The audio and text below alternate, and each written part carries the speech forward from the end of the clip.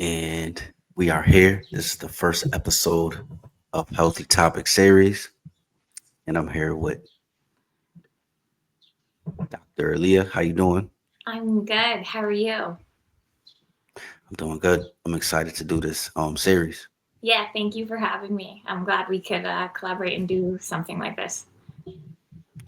Definitely. I always wanted to do something like this with a doctor. So today's topics we're gonna be talking about stretching and how Yep. important stretching is.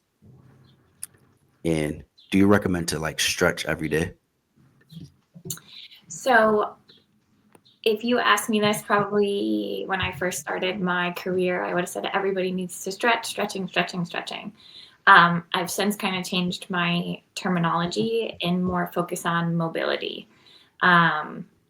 Staying mobile, staying active, obviously a lot of us have changed our tune in the sense of we don't just do static stretching before an activity. We do a warm up, right? A dynamic warm up, get your muscles ready to move. Um, but I definitely believe in everybody should have some sort of mobility added into their routine, if not daily, at least every other day. Every other day.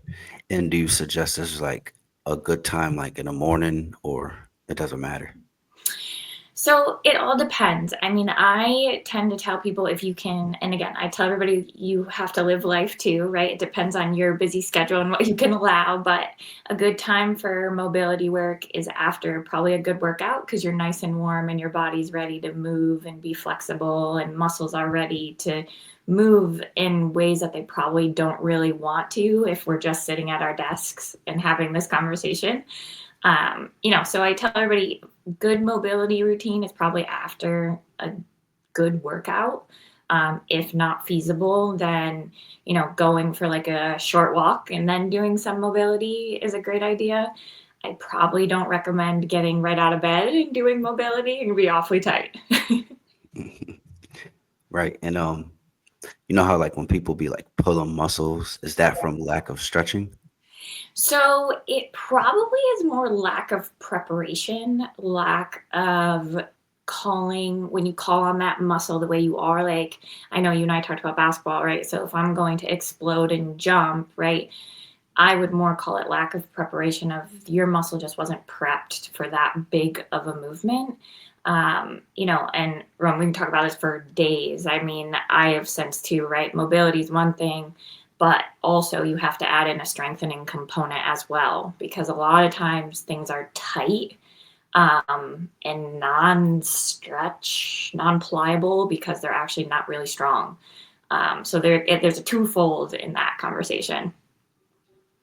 Right, that's a good one.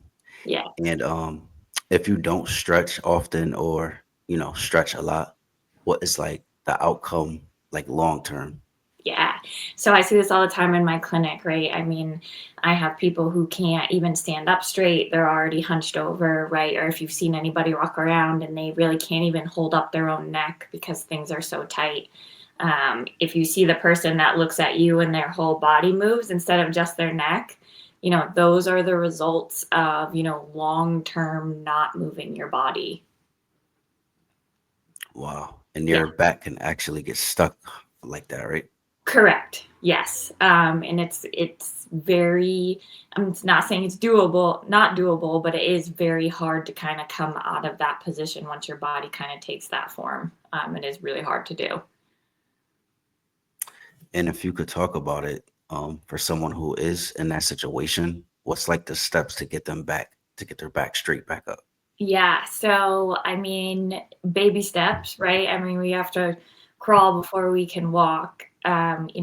Just starting to get people to come out of the position they're in, and there's a lot of times there's modifications that have to be done, for somebody that is all hunched over. Obviously, I want to straighten them back up. Well, we're not just going to have them lay flat on their stomach on a table. They're not going to like me very much, and they're probably not going to come back. So it's a very slow, gradual pace of, hey, we're going to try and show your body what it should go back to, along with, like I said before, that twofold of that strengthening piece. So it's mobility with additional strengthening. But again, baby steps for sure.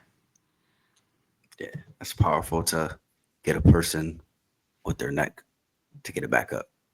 Absolutely. Yeah. And I mean, the cool thing is, from like, we have all these cool modalities now that we can use. I mean, I do some dry needling, which helps, especially that tightness as well, that we probably didn't have years ago. So there's all these tricks to the trade now, which is nice. Right. And what's one client that you had that it was real like painful for them and real difficult? Like how long did it take to get them recovered? So, I mean, again, great question. And let me think of one specific so I can give you like a clear as day. Um, a lot of times it's back pain.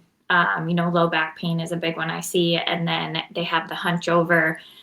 They can't even, I have a guy right now. We go to lay him flat on his back. And we've actually found out a lot of his tightness is coming from his hip.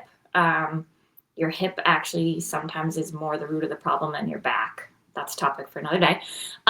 So we right now are trying to get him so his leg can lay flat on the table, because right now when I lay him on his back, he can't even get his leg flat. It is like up in the air because his hip range of motion, his mobility is lacking so much, that it just kind of hangs up in the air.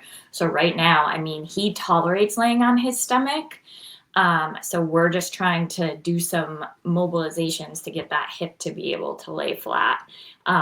We've probably been working at this, I would say, month and a half, going on 2 months, also adding in some strengthening like we're talking about. But again, the hip is a very mobile joint, so there's a lot of directions the hip has to be able to move, not just one. So it does take time. And I often tell people, because of course it is frustrating, but you have to remember how long this kind of took to get there, right? So we're just not going to snap our fingers and it's going to be fixed like that. So Yeah, it's definitely a process. yeah. So why we're doing this is to avoid people getting to that. Obviously, you and I having these conversations.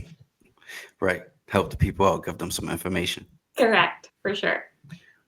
And one more thing before we wrap it up. Yep. Out of like all stretches, what do you feel like is like the one you have to be real careful with? So honestly, the one that I'm finding that is confusing for people is hamstring. Hamstring. First off, hamstring tears are they're hamstring in general is a very like provocative stretch because there's a lot that actually goes on there. Your sciatic nerve runs under there. Some people think they're stretching their hamstring versus you're starting to do nerve glides on your sciatic nerve. It really is like a touchy place to do stretching. I would tell you there's probably better ways to get at your hamstring than just sit there and statically stretch it, for sure. So I would say more over your hamstring is probably the one that I find with people. To be honest with you, used to give this all the time in my first 3 years as a clinician, and I really have since changed my tune along with research. So I would, to answer you, is probably your hamstring.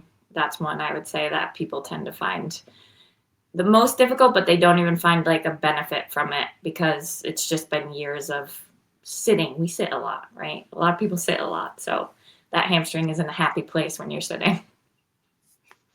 Good one. Well, yeah, this was a good first episode, and we'll have another episode next month. Love it. Love it. Thank you for having me. Absolutely, and I'll see you next episode. You got it. Have a great week. All right, you too. Take care. Bye.